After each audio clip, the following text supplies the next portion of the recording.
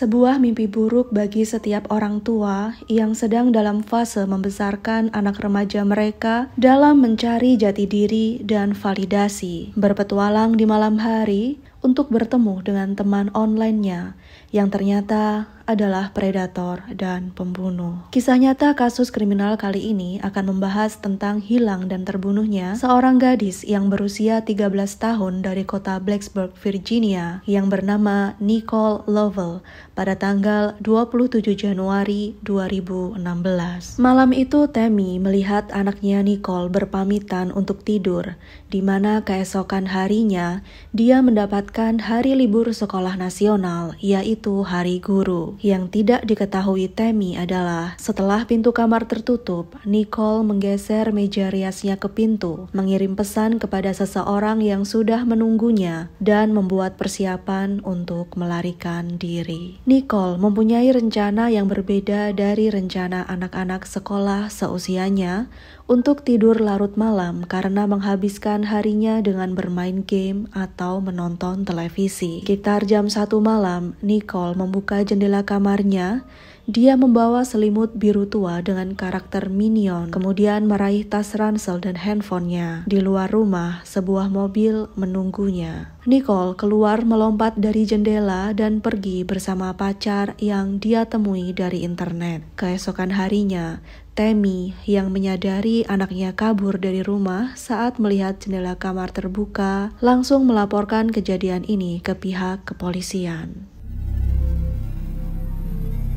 Saat berusia 10 bulan, Nicole menjalani operasi transplantasi ginjal yang membuat dia harus mengkonsumsi obat setiap hari sebanyak 2 kali untuk menjaga kesehatan ginjalnya. Dan bila dia terlewat meminumnya, dia bisa saja kehilangan nyawanya. Seiring dengan tersiarnya kabar hilangnya Nicole di televisi dan radio, pihak berwajib dibantu oleh masyarakat bergerak untuk mulai mencari keberadaan Nicole. Hingga akhirnya di hari ketiga, tubuh Nicole ditemukan di sebuah hutan di daerah bebatuan yang berlokasi di North Carolina Road 89 dalam kondisi tewas tanpa busana. Pihak investigasi menemukan tulisan tangan Nicole di dinding kamarnya yang berisi username dan password dari online datingnya Kik, yang saat itu memang populer di kalangan remaja. Aplikasi ini menawarkan kesempatan untuk berbincang dengan orang lain,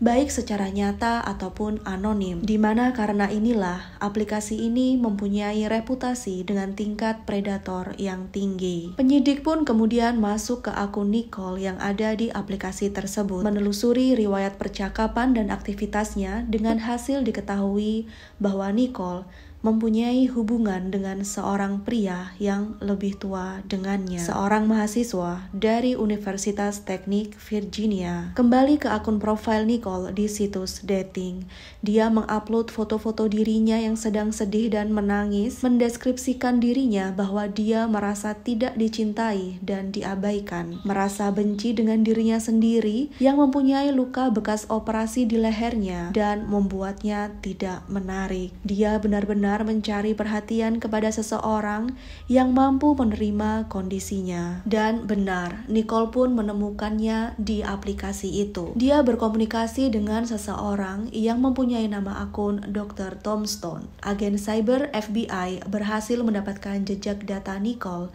dari aplikasi itu dengan bantuan dari perusahaan aplikasi tersebut. Dan diketahui username dari Dr. Tombstone terhubung dengan akun Gmail seorang pria muda yang bernama David Eisenhower. David berusia 18 tahun saat itu. Dia adalah mahasiswa baru di Universitas Teknik Virginia. Selain berkuliah, dia juga merupakan atlet lari yang 3 kali memenangkan perlombaan lari jarak jauh dan pernah masuk dalam acara televisi lokal Athlete of the Week. Secara garis besar, David tidak terlihat berbeda dari mahasiswa baru lainnya. Berteman dengan teman sekelas dan tentunya juga berteman dengan anggota klub lari di kampusnya. Hanya saja dia mempunyai kecenderungan untuk menceritakan kisah-kisah yang tidak biasa untuk menggambarkan dirinya sebagai orang yang lebih berpengalaman, walaupun pada kenyataannya tidak. Dia sangat berusaha membuat orang lain terkesan kepadanya,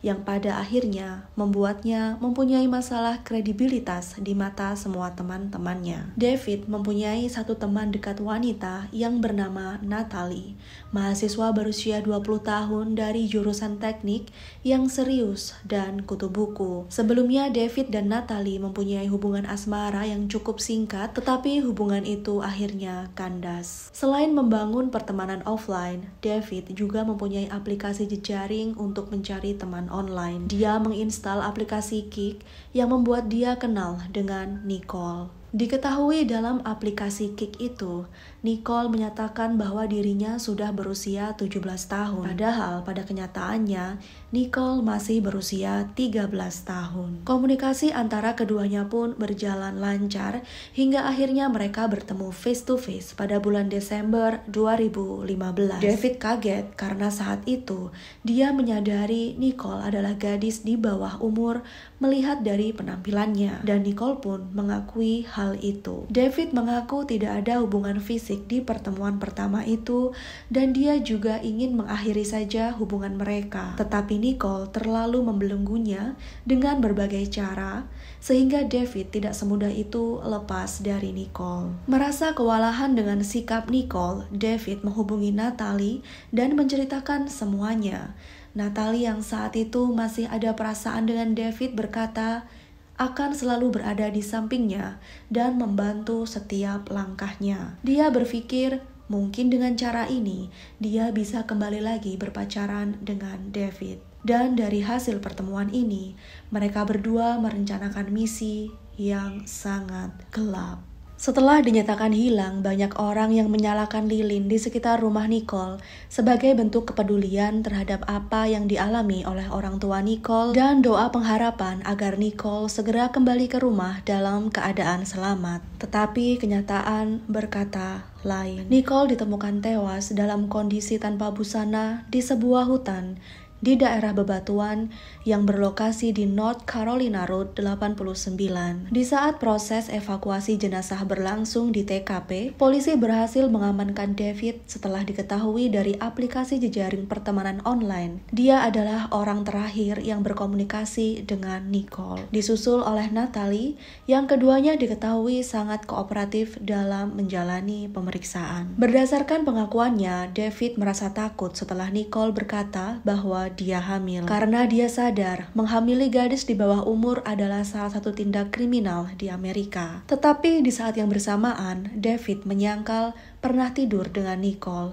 Dia berkata mungkin saja jika itu terjadi adalah karena di bawah pengaruh alkohol, sehingga dia tidak sadar melakukan apapun karena setiap meminum alkohol, dia selalu pingsan. David beberapa kali ingin mengakhiri hubungannya dengan Nicole, tetapi Nicole selalu mengancam akan bundir jika hal itu terjadi. Hal inilah yang membuat David tertekan dan merasa Nicole adalah masalah besar untuknya. Sehari sebelum kaburnya Nicole dari rumah, David dan Natalie tertangkap kamera dari salah satu tempat perbelanjaan, membeli sebuah sekop taman berukuran besar di mana nantinya ditemukan jejak darah Nicole di sekop itu. Pada malam hari H hilangnya Nicole, berdasarkan pelacakan GPS, diketahui mereka sempat terlihat di salah satu restoran cepat saji dan makan di sana.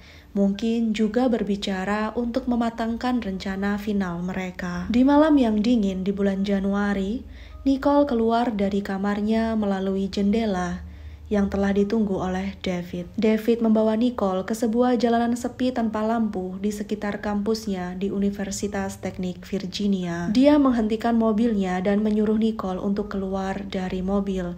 Entah apa yang ada di pikiran Nicole saat itu, dia menurut saja keluar dari mobil.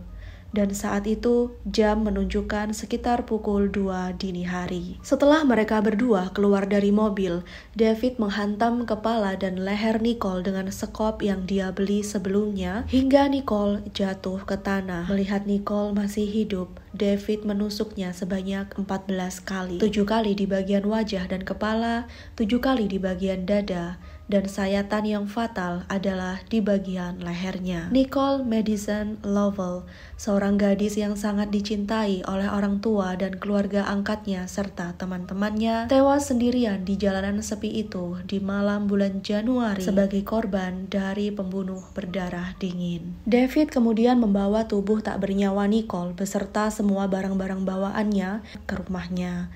David tidur di dalam rumahnya yang hangat, sementara jasad Nicole tetap berada di mobil dalam suhu dingin ekstrim yang bisa mencapai -20. Keesokan harinya, Natalie datang ke rumah David dan mereka membawa jasad Nicole ke tempat terpencil di kota lain. David sempat bertanya kepada seseorang di jalan di manakah tempat yang aman untuk membuang jenazah. Dan orang yang merasa David hanya bercanda menunjukkan dengan bercanda pula sebuah nama, Carolina Road 89. Dalam perjalanan, mereka sempat berhenti di salah satu rumah saudara David yang saat itu kosong karena sedang berlibur. Mereka berhenti di sana untuk membersihkan tubuh Nicole dari darah dan melepas semua pakaiannya. Kemudian mereka memasukkan lagi jasad Nicole ke dalam mobil yang pada akhirnya membuangnya ke sebuah jurang di tengah hutan yang penuh dengan salju. Mereka berpikir hutan, salju, dan udara yang sangat dingin akan menyamarkan bau busuk yang akan dikeluarkan dari tubuh Nicole. Tak disangka, keesokan harinya, tubuh Nicole ditemukan oleh kepolisian setempat berkat drone yang mereka pakai. Dalam proses pemeriksaan, semua bukti memberatkan David dan Natalie. Polisi melacak penelusuran Google di handphone milik David dan mereka menemukan riwayat pencarian tentang bagaimana cara mengubur jasad seseorang dan penelusuran yang mengerikan lainnya yang tidak akan mungkin dilakukan oleh orang normal. Tak hanya itu, polisi juga menemukan bercak-bercak darah di mobil David serta hasil DNA dari goresan kulit yang ada di kuku Nicole yang 100% merupakan kulit tubuh David. Dipastikan Nicole sempat mempertahankan diri dengan mencengkram kuat-kuat tangan David. Bukti lain adalah adanya barang-barang milik Nicole yang ada pada Natalie yang mungkin belum sempat dibuang, tetapi polisi sudah menemukannya, termasuk selimut minion biru tua. David dan Natalie secara resmi ditangkap dan didakwa dalam kasus penculikan dan pembunuhan Nicole Lovell. Keduanya mengaku tidak bersalah atas dakwaan yang diberikan dan mengajukan pembelaan. Pembelaan David adalah, dia bukanlah penggagas ide, melainkan Natalie lah yang mempunyai ide